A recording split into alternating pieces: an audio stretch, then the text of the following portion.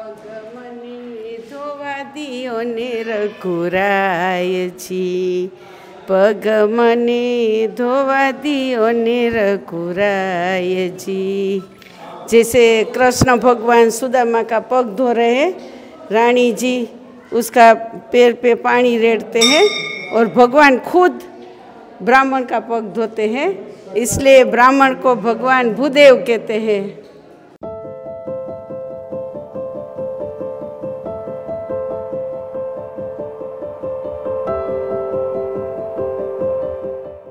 नाश्ता सांभर,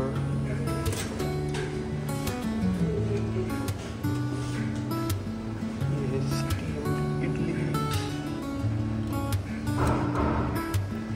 नाइस अलग अलग फ्लेवर वाली इडली लगी है। ये है योगर्ट, चटनी है,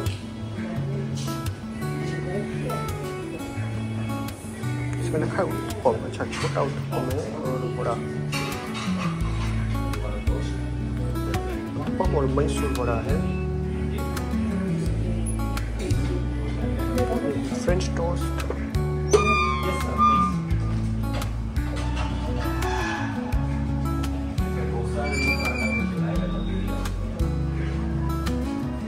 ये भाजी पूरी भाजी के साथ,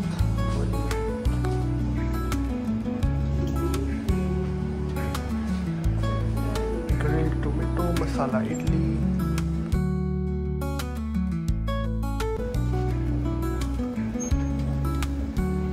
और ये लोगों का स्टैंडर्ड सॉल्टेड वेजिटेबल्स,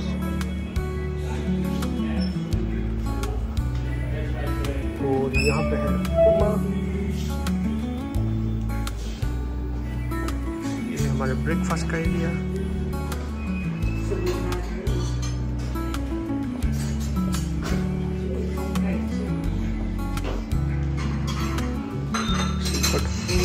ये है स्नैक्स,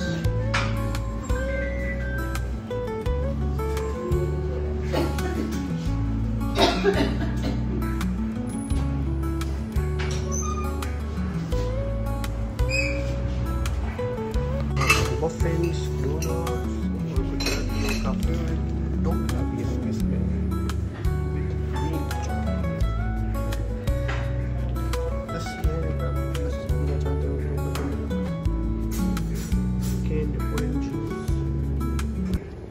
आज लग्जरी ब्रेकफास्ट आ चुका है। मैंने कटे हुए फ्रूट्स लिए हैं, मम्मी का देखिए सारा गुजराती नाश्ता।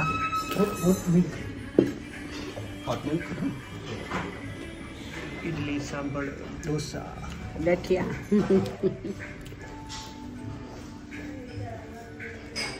ये है पापा का ब्रेकफास्ट और मैंने लिया है French toast.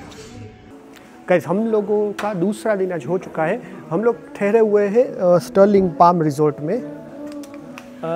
Stirling palm resort ना वैसे तो काफ़ी अच्छा है। आप यहाँ पे ना यहाँ पे वेलनेस गेट अवे के लिए आ सकते हो, लेकिन यहाँ पे एक ही इश्यू है। इश्यू ये है कि ये थोड़ा सा ना ऋषिकेश से बाहर है, तो जो मेन जगह है आपको घूमने की, वो आपको उसके लिए आपको टैक्सी करना पड़ेगा या रिक्शा। और यहाँ पे अगर आप ऐसे चल के जाओगे तो आपको ऐसे कुछ भी नहीं मिलेगा, ना रिक्शा, ना बस, ना टैक्सी। तो हम लोगों ने रिक्वेस्ट की थी कि टैक्सी हमें मिल जाए इससे होटल में से, लेकिन होटल की अभी टैक्सी को अवेलेबल नहीं है। सिंगल ड्रॉप ऑफ का ये लोग 300+ टैक्सीज लेते हैं। और इन लोगों के पास कोई इंटरनल वो है ही जो रिक्शा भी अरेंज करवा सकता है। तो हम लोग अभी जा रहे हैं परमार्थ निकेतन आश्रम में। उसका हमें चार्जेस लगेगा 200 रुपीज़ ऑटो से। तो ये भी हमें स्टर्लिंग वालों ने मुहैया करवा दिया है, यानी कि अरेंज करवा दिया है, और वहीं से हम लोग जाएंगे परमार्थ निकेतन आश्रम में। इन लोगों को टैक्सी का कुछ रखना चाहिए था, लेकिन चलिए ठीक है। आप ना यहाँ पे मैं ये कह सकता हूँ, आप 2-3 दिन आइए यहाँ पे, आपको वेलनेस का यहाँ पे सब कुछ अच्छा मिलेगा। होटल काफ़ी अच्छी है, लेकिन अगर आपको ऋषिकेश घूमना है, अंदर घूमना है, तो उतना ऑप्शंस नहीं है आपके पास, पब्लिक ट्रांसपोर्ट रहेगा ऐसा कुछ। लेकिन चलिए हम देखते हैं। हम लोग ऑटो अभी बुलाया कि 5-10 मिनट में आ जाएगी। चलिए फिर ज्वाइन करते हैं आपको।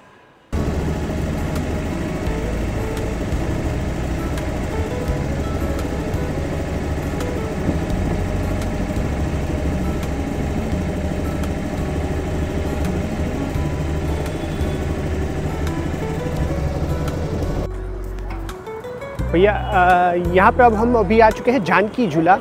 अब जैसे ही उतरोगे ना 10-12 गाइड आपके आगे पीछे आएंगे और वो हाँ एक तरह से उन लोगों को समझना चाहिए अगर गाइड हो तो आप एक जगह पे रुको और बोलो ना कि आप गाइड हो, ऐसे पीछे पीछे नहीं आना चाहिए। हमें अभी 2-3 लोगों को बोलना पड़ा कि भैया पीछे पीछे मत आइए, अगर गाइड चाहिए होगा तो हम आपको बोल देंगे। अभी तो गूगल मैप है तो किसी की हाँ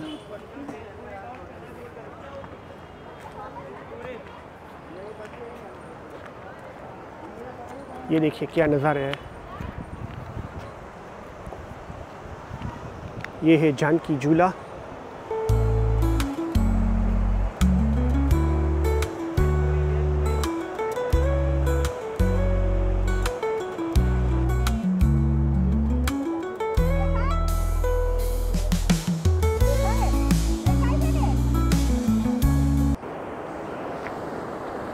ये देखिए ये है गंगा जी। यहाँ से आपको ना आधा तो ऋषिकेश दिख ही जाएगा।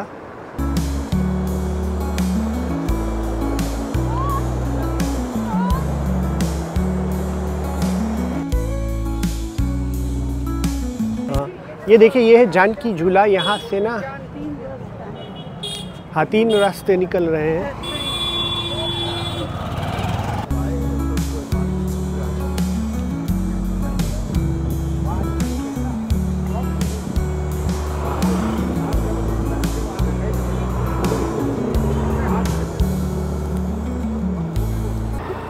मरा मरा मरा मरा मरा मरा मरा करके चला जाएंगे। राम राम राम राम राम राम राम। कितना लंबा होगा ये।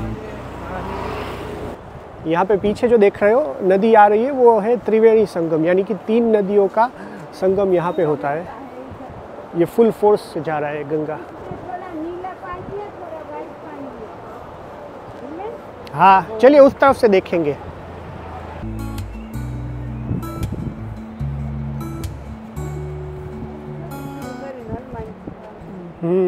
ये देखिए जानकी झूले पे आपको हनुमान जी की भी तस्वीर दिख जाएगी। पेंटिंग काफ़ी सुंदर पेंटिंग बनाई है।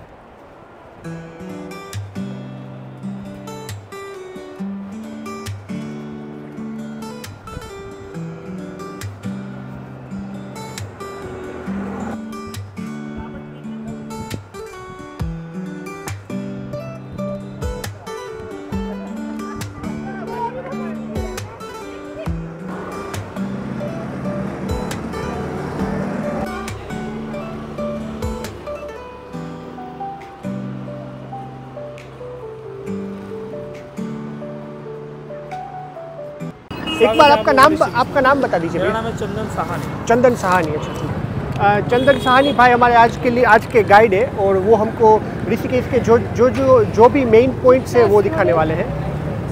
ऋषिकेश में बहुत सारा पॉइंट है ऑल ओवर ऋषिकेश में। आपको एक वीक भी कम पड़ जाएगा घूमने के लिए। हाँ। बट आपको यहाँ के जो मेन 5 प्लेस है बोले तो जो ऋषिकेश का मेन चीज़ है जिसको लोग देखने लगे परमार्थ निकेतन, यहाँ के सबसे सुंदर आश्रमों में से गीता भवन, स्वर्ग आश्रम, इन प्लेसेस को दिखाते हैं। जैसे ऋषिकेश में सामने भूतनाथ मंदिर है, यहाँ से 25 किलोमीटर दूर नीलकंठ महादेव है, यहाँ से 3 किलोमीटर आगे त्रिवेणी घाट है, यहाँ से 7 किलोमीटर आगे नीर वाटरफॉल है, ठीक 3 किलोमीटर आगे लक्ष्मण झूला तपोवन प्लेस है, यहाँ ब्रह्मपुरी, शिवपुरी एंटरटेनिंग पॉइंट, बहुत सारे पॉइंट्स है। ठीक है, आप कितना दिखाओगे? मैं आपको 5 पॉइंट से आगे दिखाऊंगा जो मेन। अच्छा 5 पॉइंट्स दिखाएंगे। चलिए शुरू करते हैं।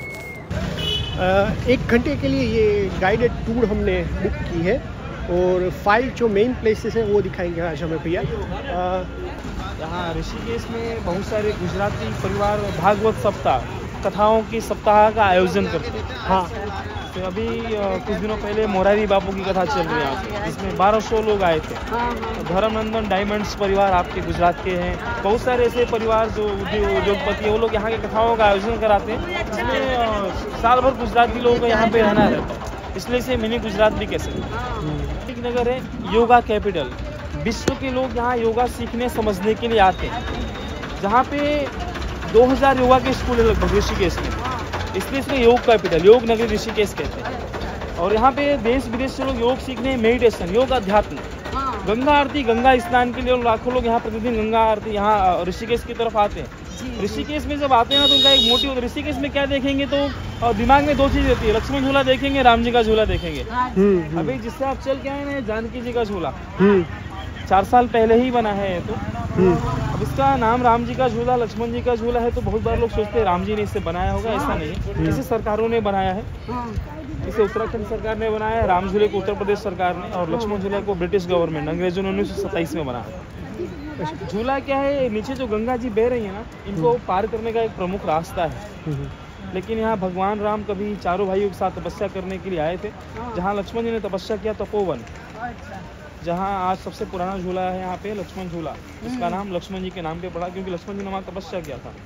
बाद में 1985 में दूसरा झूला जिसका असली नाम है शिवानंद ब्रिज, लेकिन राम जी बड़े भाई थे, वो झूला बन के तैयार हुआ तो बड़ा था, इसलिए यहाँ के लोगों ने उसका नाम दे दिया राम जी का झूला। नेक्स्ट टाइम आएंगे तो एक हनुमान जी का झूला भी यहाँ बन रहा है, बजरंग सेतु, जो लक्ष्मण झूला के जस्ट बाजू में है। लक्ष्मण झूला फिलहाल बंद है। अच्छा, अब हम कहाँ जा रहे हो? अभी हम जा रहे हैं परमार्थ निकेतन आश्रम, जहाँ पे वो शिव जी की विशाल मूर्ति है जो 2013 के बाढ़ में उनके गले तक गंगा जी पहुँच गई थी। आपने वीडियोस वगैरह में सीन किया होगा, तो हम उस पॉइंट पे जाएंगे फर्स्ट में। ये लीजिए, हम लोग आ चुके हैं परमार्थ निकेतन आश्रम में। ये आश्रम का फ्रंट गेट है और यहाँ पे डेली शाम को 6 बजे से 7 बजे के बीच विश्व प्रसिद्ध गंगा आरती होती है, जिसको देखने के लिए देश विदेश से लोग आते हैं। ये बच्चों को शास्त्रीय शिक्षाएं दी जाती है इस आश्रम में। कैलाश खेर को भी आप लोग जानते होंगे, उन्होंने भी यहीं से पढ़ाई लिखाई की है। और ये आश्रम एक गुरुकुल भी है। यहाँ पे अगर आप घर बैठे आस्था दिव्य संस्कार चैनल देखते हैं, भजन कीर्तन का लाइव प्रसारण, लाइव टेलीकास्ट यहाँ से होता है। यहाँ विशालकाय हनुमान जी विराजमान है जो सीना चीर के प्रभु राम और माता सीता का दर्शन करा रहे हैं। ये है हनुमान जी की सबसे बहुत बड़ी प्रतिमा।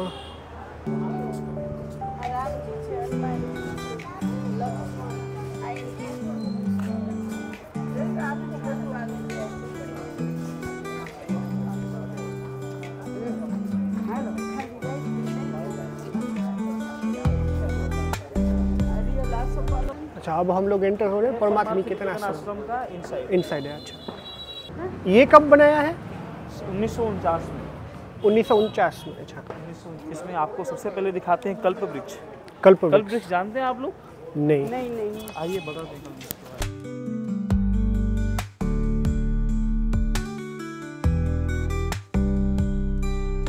कल्प वृक्ष है और हाँ, पूजा करते हैं, धार्मिक पेड़ है।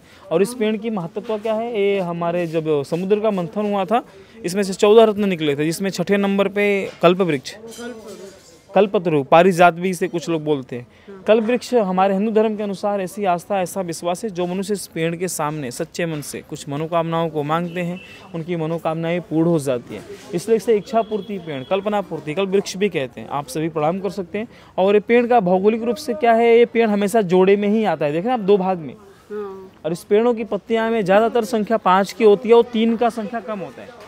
जैसे बेलपत्र में 3 होता है, इसमें ज़्यादातर 5 की संख्या होती है।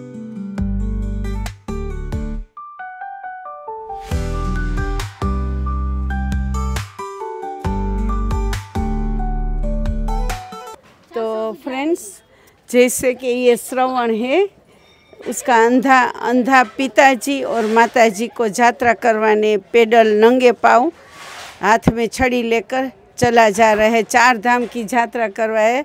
इसको तो मैं बहुत याद करती हूँ क्योंकि मैं हीमेन के साथ आई हूँ। तो हम तो भगवान की दुआ से ठीक ठाक है, चल सकते हैं। तो हीमेन हमको जैसे ही ऐसी यात्रा करवा रहा है, बहुत अच्छा लगता है।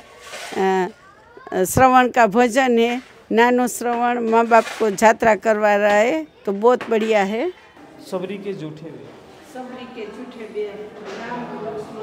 विदुर की पत्नी विदुरानी जी भगवान श्री कृष्ण को केले का छिलका खिला रही है, प्रेमवश, भूलवश। और भगवान ने भी इस भाव से जब दिया उन्होंने, तो प्रेम से केले का छिलका ही खाने लगे थे। और वो एक चीज़ और देखें ना, उन्होंने आसन रखा था बैठने के लिए, वो भी उल्टा रख दिया था। देख रहे हैं आप, पाठ, आप क्या पाठ बोलते हैं गुजराती में? पगमनी धोवा दियो ने रघुराय जी, पगमनी धोवा दियो ने रघुराय जी। जैसे कृष्ण भगवान सुदामा का पग धो रहे हैं, रानी जी उसका पैर पे पानी रेड़ते हैं और भगवान खुद ब्राह्मण का पग धोते हैं, इसलिए ब्राह्मण को भगवान भूदेव कहते हैं।